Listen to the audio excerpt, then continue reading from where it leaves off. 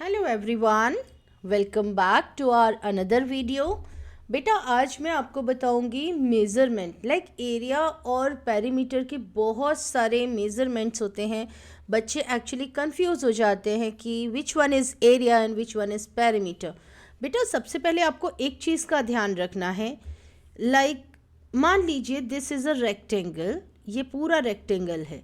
तो जो इसकी बाउंड्री लाइन होती है ना बेटा, जो बाउंड्री लाइन है, लाइक हमें बाउंड्री लाइन पर भागना है तो हमें इसका इट मीन्स पेरीमीटर निकालना है। और अगर हम पूछें इस बाउंड्री लाइन के अंदर का एरिया क्या है तो ये क्या हो जाएगा, एरिया, जो कि मैंने अभी बोल दिया। ओके, तो इस वाले चैप्टर से, जो मैं आपको ज़्यादा बड़ा चैप्टर नहीं है बेटा, बहुत सिंपल से तरीके से आपको मैं कुछ बेसिक्स लाइक फॉर्मूला या इन्फॉर्मेशन बताना चाहती हूँ जिससे कि आपके एग्ज़ाम में अच्छे मार्क्स आ जाएंगे। तो इस चैप्टर से जो भी मैं पढ़ा रही हूँ इससे आप एरिया और पैरामीटर को समझ जाएंगे कि क्या होता है। अगर हमारा एरिया या पैरामीटर सेम होता है या डिफरेंट होता है तो हम उसको कैसे रिकॉग्नाइज करते हैं। लाइक आप इस वाली इमेज को देखिए, यहाँ पर बेटा क्या है, एक रेक्टेंगल है, ठीक है, दिस वन इज रेक्टेंगल जिसकी अपोजिट साइड्स आपको पता है, अपोजिट साइड्स आर सेम। और अगर मैं कहूँ कि इसका मुझे पेरीमीटर निकालना है, पेरीमीटर का फॉर्मूला क्या होता है बेटा, एरिया ऑफ रेक्टेंगल एंड यहाँ पर मैं लिख रही हूँ पेरीमीटर, पेरीमीटर ऑफ रेक्टेंगल। तो एरिया क्या होता है इंटरनली, जो मैंने अभी बताया, इसका फॉर्मूला होता है length into breadth. And perimeter क्या होता है, लेंथ ब्रेथ, लेंथ ब्रेथ, इन चारों को ऐड करना।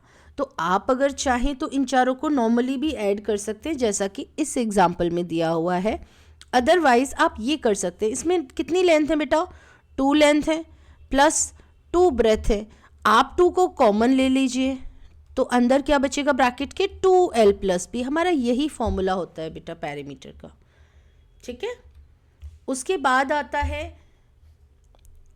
जो मैंने अभी आपको समझाया कि इसका एरिया, देखो इसमें आपको एरिया यहाँ पर दिया हुआ है 8 × 6 मतलब length multiply by breath.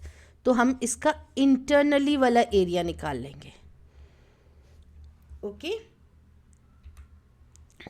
Next आपके पास अगर इस टाइप के कंपाउंड शेप्स आ जाती हैं, मतलब एक शेप के साथ दूसरी शेप कंबाइन होकर आ जाती हैं, तो बहुत सारे बच्चे एक्चुअली इसमें कंफ्यूज हो जाते हैं कि मैम इसका एरिया कैसे निकलेगा। तो हम एक इमेजिनरी लाइन इस तरह से ड्रॉ करेंगे और अगर ये 2 है तो दिस वन इज ऑल्सो 2, लेकिन हमें यहाँ बेटा पहले से ये 8 दिया हुआ है तो ये यहाँ तक का कितना हो जाएगा, 8 - 2 = 6, जो कि यहाँ पहले से गिवन भी है। बट कई सारी इमेजेस में ज़रूरी नहीं है बेटा कि आपको चीज़ें गिवन हो।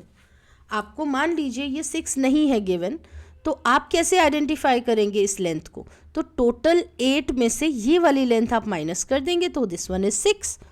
अब आपको क्या करना है बेटा, अगर आपको पेरीमीटर निकालना है तो सेम तरीके का फॉर्मूला है, 2 + 4 + 2 + 4 देन 6 देन 8 एंड देन 6। आपने यहाँ से स्टार्ट किया था इसीलिए। और अगर यही चीज़ का हमें एरिया निकालना है बेटा तो फर्स्टली हम इस वाले रेक्टेंगल का एरिया निकालेंगे।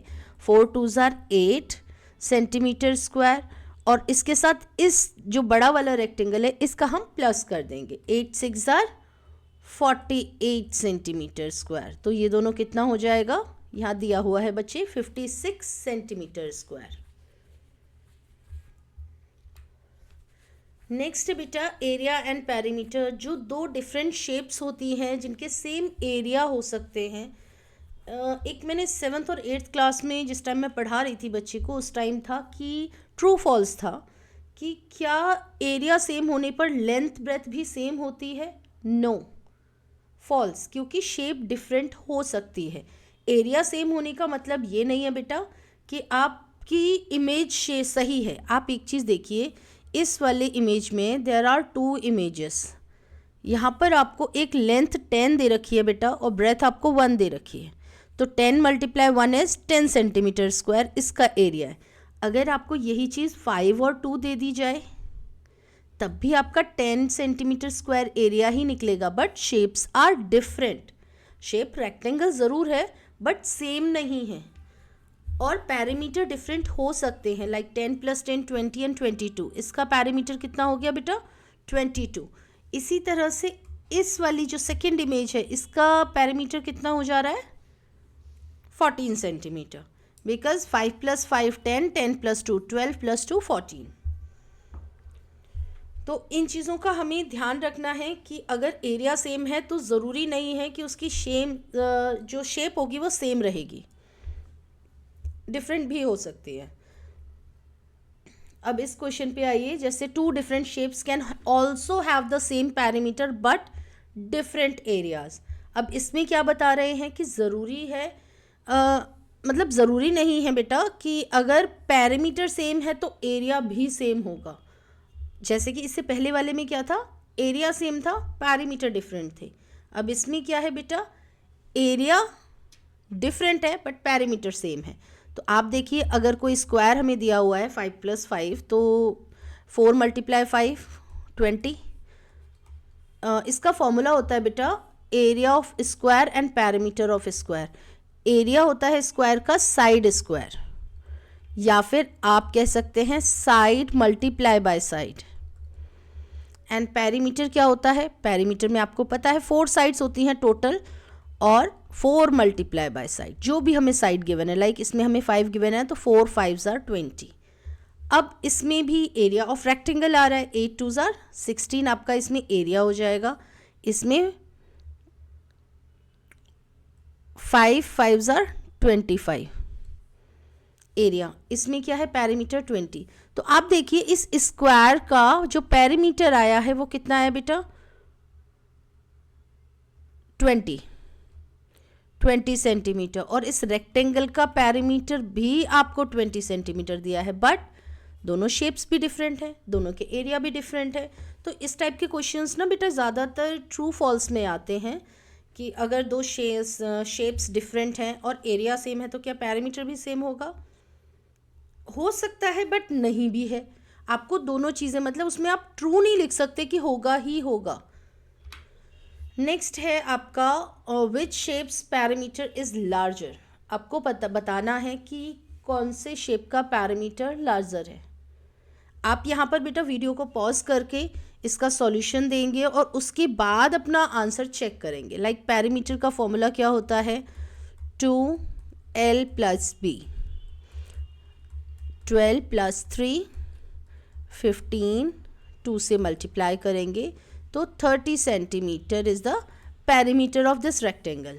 अब इसका क्या हो जाएगा? 4 मल्टीप्लाई बाय साइड, तो 4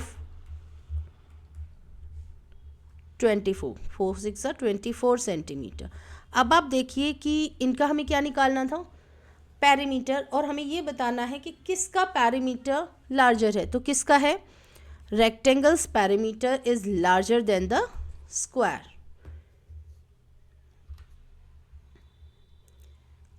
आई नो आप सबने सही किया होगा। ओके, नेक्स्ट बेटा है आपका। अब यहाँ पर हमें पूछा है इसमें कि विच शेप्स एरिया इज लार्जर। यहाँ पर भी आप वीडियो को पॉज करेंगे और इनका एरिया फाइंड आउट करेंगे। तो इसका एरिया क्या होगा? देखो ये रेक्टेंगल है, रेक्टेंगल का एरिया क्या होता है बेटा? Length multiply breath. तो क्या हो जाएगा? 10 multiply by 6 that is 60 centimetre square. Area में हम सेंटीमीटर स्क्वायर लगाते हैं, और ये भी रेक्टेंगल है। अब इसका एरिया निकालना है, ये सेम फॉर्मूला होता है बेटा। तो कितना होगा? 12 6 are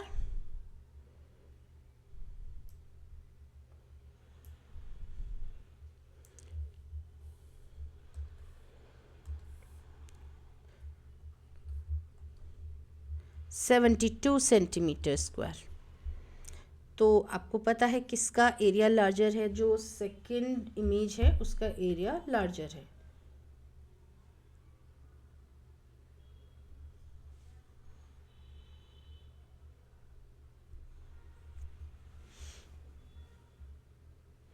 ओके, ये आपको एक और नेक्स्ट क्वेश्चन था जिसकी एक स्लाइड इसमें मिसिंग है। तो अगर आपसे इसमें पूछा जाए कि एरिया इसमें किसका लार्जर है, मैंने मल्टीप्लाई में भी गलत कर दिया, नहीं ये 12 सिक्स है बेटा, और इसमें 12 फोर्स है। तो अगर आप इसमें मेज़र करेंगे तो आपका बेटा 10 सिक्स 60 सेंटीमीटर स्क्वायर आ रहा है, और 12 फोर्स 48 सेंटीमीटर स्क्वायर आएगा। तो आपका इसका लार्जर है। बट इससे पहली वाली इमेज में डोंट बी कंफ्यूज, क्योंकि इसमें क्या है बेटा, आपने देखा है इसकी जो साइड है 6 है, 12 six 72, then this one is larger. Okay, don't be confuse, वो राइट वो क्वेश्चन अलग हो गया है। उसके बाद है आपका हमने यहाँ पर क्या पढ़ा, लाइक 2D शेप्स। अभी इसमें 3D शेप्स नहीं आई हैं। इसमें 3D शेप्स में लाइक होता है क्यूब, क्यूबॉइड, पिरामिड, प्रिज्म, ये सारे होते हैं बेटा 3D shape. Like square, rectangle, ये सारे हैं हमारे 2D शेप। तो आई होप कि आपको ये एरिया और पैरामीटर निकालना समझ आया होगा, और ये 2 पॉइंट्स आपको बहुत अच्छे से ध्यान रखने हैं। The area of the total shape that a 2D shape taken up and the perimeter is the total distance around the outside of a 2D shape। मतलब एरिया जो मैंने स्टार्टिंग में ही समझाया था, जो टोटल स्पेस है अंदर का, वो आपका एरिया होता है। जो बाउंड्री लाइन है आउटसाइड में, उसको हम पेरीमीटर बोलते हैं। सेकेंड पॉइंट है 2D shapes can have the same area but different perimeter, और यही चीज़ हम पलट देते हैं, 2D shapes can also have different perimeter but same area. तो दोनों चीज़ें पॉसिबल हैं, बट ज़रूरी नहीं है कि होगा ही होगा। तो आप इसमें ट्रू या फॉल्स में अगर आता है कि बस लाइन का मतलब ज़रूर पढ़ लेना बेटा, कि अगर उसमें ये लिखा हो कि पैरामीटर सेम है तो एरिया डिफरेंट हो सकता है, तो आपको ट्रू लिखना पड़ेगा, या सेम ही होगा तब आप फॉल्स लिखेंगे। तो लाइंस आपको प्रॉपर रीड आउट करनी पड़ेगी अगर इस टाइप से आता है तो thanks for watching. I hope बेटा आपको ये चीज़, छोटी सी इन्फॉर्मेशन अच्छी लगी होगी। मिलते हैं एक नई वीडियो के साथ। बाय बाय बेटा, टेक केयर।